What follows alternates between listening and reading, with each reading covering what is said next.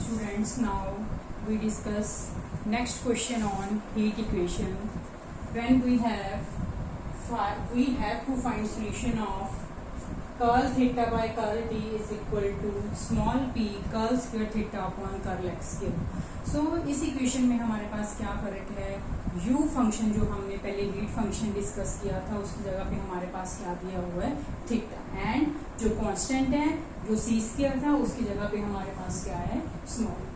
So we have to find solution of this equation such that theta is not infinite as t tends to infinity. This means अगर t की value हम infinite लेते हैं, infinity लेते हैं, तो जो थीटा है वो इनफाइनाइट नहीं है. This means theta is bounded. तो हम क्या करेंगे, अकॉर्डिंग टू क्वेश्चन हम क्या करेंगे, थीटा हमारा एग्जिस्ट करता है, हम कांस्टेंट की वैल्यू उसके अकॉर्डिंग 0 सेलेक्ट कर सकते हैं बिकॉज हमारा थीटा जो क्या है इनफाइनाइट नहीं है. Second condition is curl theta by curl x is equal to 0 when X equal to 0 and X is equal, जब थीटा 0 है जब एक्स इक्वल टू क्या है L. So these are our boundary condition in which our जो length of bar है वो क्या है, that is X equal to 0 and X equal to L. 0 to L is length of जो हमारी बार है, and curl theta by curl x is equal to 0 and theta is equal to 0.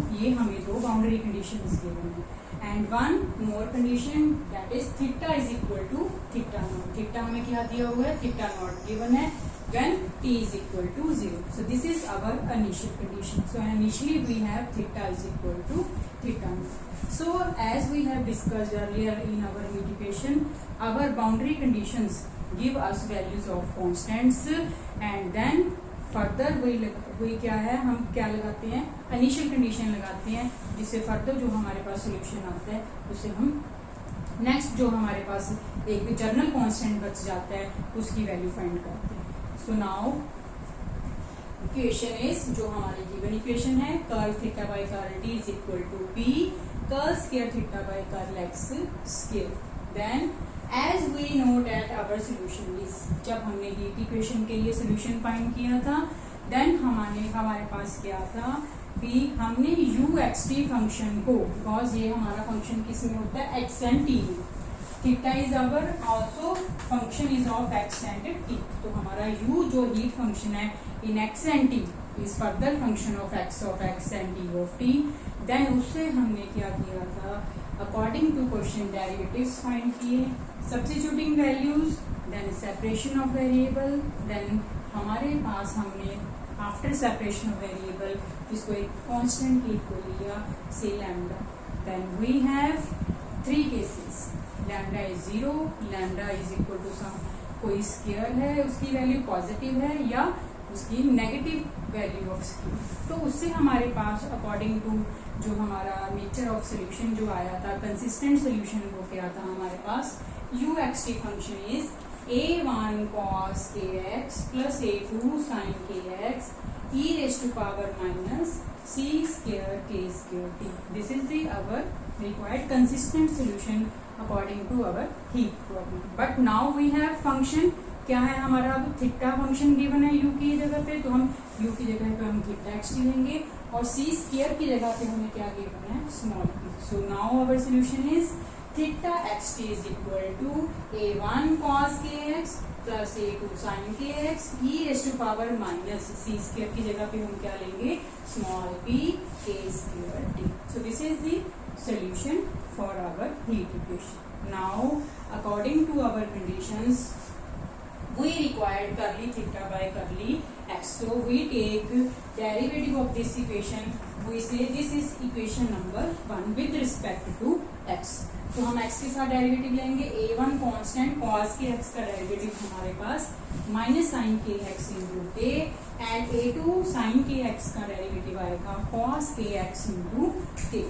And this function as it is because we are taking derivative with respect to x, so this function is क्या है of t variable, so this function is as it is. Now next we have to क्या है use these two conditions. So curly theta by curly x equal to 0 as x equal to 0 and theta equal to 0 as x equal to l। तो वो हमारी दो जो boundary conditions है उसको हमने अप्लाई करना है। नाउ करली थीटा बाय करली x, मतलब in this equation we substitute this is equal to 0 is equal to yes x को 0 करना है, यहाँ पे हमने x को 0 किया, sine 0 is 0, this means this whole term become 0। Now plus a2k cos k 0, cos 0 is 1, so we are left with only a2k and this term e raised to power minus p k square t। So sine 0 के कारण हमारी a1 वाली term 0 बन गई और जो cos वाली term है cos 0 1 के कारण हमारे पास a2k कांस्टेंट है। Now next is we have three terms, either k, either exponential function or a2 equal to 0, but neither k neither exponential function is 0 because this is positive function, so we are left with only conclusion is a2 is equal to 0, so our constant a2 is equal to 0, so हमारे पास एक constant की value आ गई that is 0। now for the second boundary condition theta is equal to 0 and x is equal to l। So अब हम इस equation number 1 में लगाएंगे theta को 0 करना है and x is equal to l, so this become a1 cos kl exponential function because of this a2 is 0, so this term become 0। तो हमारा बिकॉज a2 कांस्टेंट 0 है तो हमारा साइन फंक्शन 0 बन गया, सो हमारे पास सिर्फ कौन सी टर्म आएगी, this one a1 cos kl and this exponential function। now further again we have either a1 0, either cos function 0 or exponential function 0, but हमारे पास exponential function 0 नहीं है because positive function and a1 is also not equal to 0 because of हमने पहले ही a2 की value find किया that is 0, तो अगर दोनों ही कांस्टेंट 0 हो जाएंगे तो ये हमारे पास हीट फंक्शन जो है जो खत्म हो जाएगा। सो दिस मीन्स a2 जो हमारा a1 is also not equal to 0, so we have cos kl is equal to 0 और cos फंक्शन 0 कब होता है 90 पे, तो हमारे कौन से in general cos of 2n-1 और जो है pi by 2 all are 0 because बाकी टर्म्स पे वो हमारा 0 नहीं बनता। सो वी आर क्या है, we are at this result cos function is 0 at cos of 2n-1 pi by 2 in turn kl is equal to 2n-1 pi by 2 or k is equal to 2n-1 pi by 2, so this is the value of k। now next we have to substitute this value in equation number 1 because this is the general equation। जो हमारे पास boundary conditions आई हैं, जो हमारे पास ये equation आई है, इसका mainly purpose is to for constant की वैल्यू और जो हमारे पास a है उसकी वैल्यू फाइंड करो।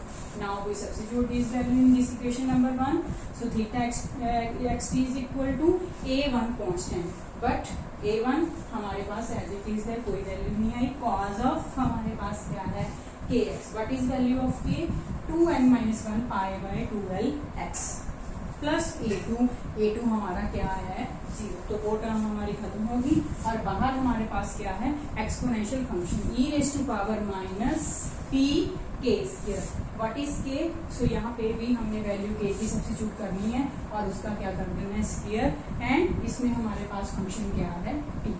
सो this is the required solution when we are using boundary conditions, और बाउंड्री कंडीशंस भी हमारी क्या है डेरिवेटिव वाली boundary condition theta by x का डेरिवेटिव लेके देन हमें उसको values of constant find।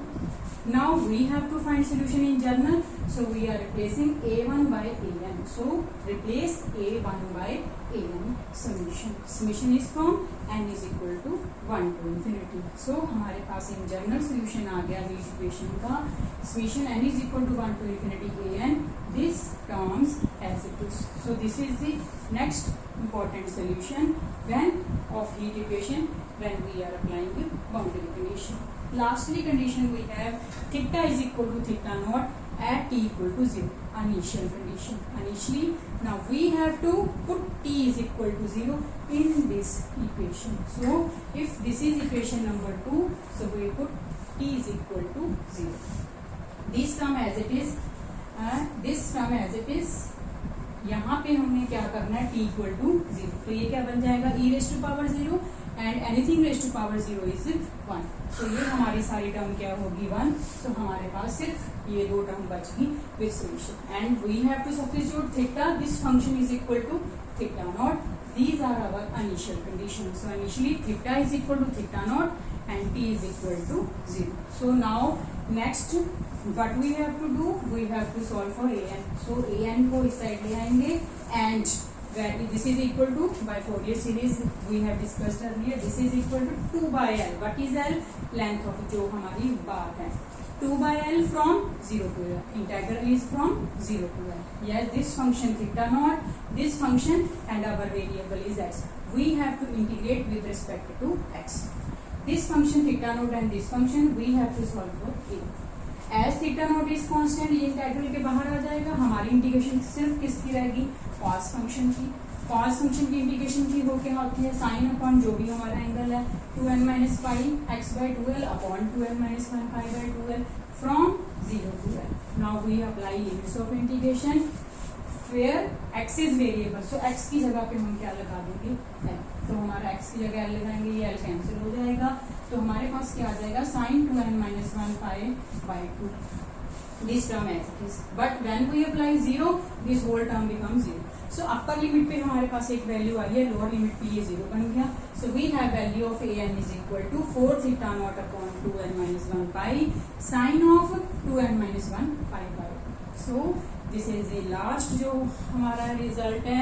By applying initial conditions we have value of an. In general जो हमारा constant an है उसकी वैल्यू हमारे पास आ गई.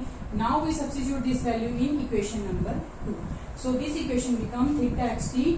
Value of an is 4 theta naught upon 2n minus 1 upon pi. जो हमारा समीशन है वो n के ऊपर है, तो जो कांस्टेंट वैल्यूज है उसको समीशन के बाहर लिख देते हैं. 4 theta naught upon pi summation. बाकी जो हमारे टर्म्स हैं n वाली टर्म उसको हम अंदर लिख देंगे और वैल्यू ऑफ an में जो हमारे पास विदाउट n टर्म्स है उसको.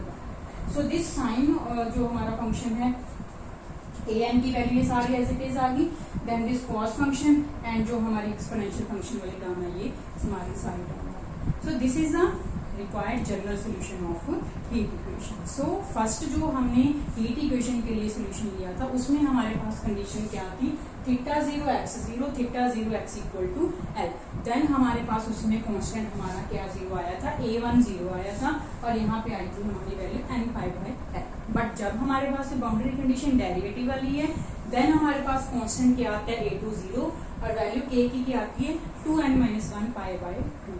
So this is when we have boundary condition of derivative. And lastly we apply initial conditions. Then we get value of एक general constant जो हमारा an है उसकी value. And lastly we substitute this value in our equation number 2. So this is the required general solution of heat equation.